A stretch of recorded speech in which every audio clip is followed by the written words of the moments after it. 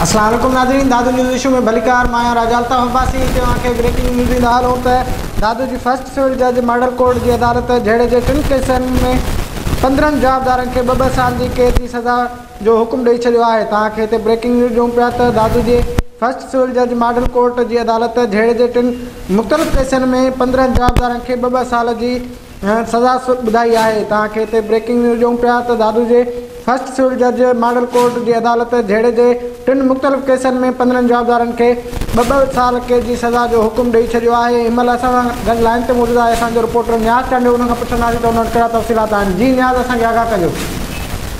जी बिल्कुल रजाल साहब, दादू जी first civil जज model court की अदालत झेड़े के 3 केसनि में 15 जवाबदारनि खे 2-2 साल कैद की सज़ा जा हुकुम ॿुधाया आहिनि। अदालत 15 जवाबदारनि मथां 1,38,000 रुपया मजमूई ॾंड जा हुकुम जारी कया आहिनि।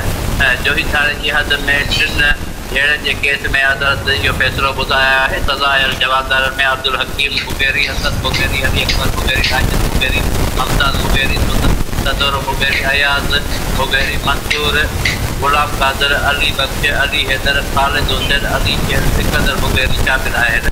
यादि रहे त जोही थाणे ते गुनाह नंबर 23/2020, 32/2020, 31/2020 तहत ज़मीन की मालकीदार जोही जे ॻोठ अली मोहम्मद मुगेरी में मुगेरी दराजी जे 2 धुरियुनि में जहिड़ो थियो हो, जंहिंमें 2 धुरियुनि जा माण्हू तहक़ीक़ कया ऐं 2 धुरियुनि पारां हिक ॿिए ते केस दाख़िल कराया हुआ।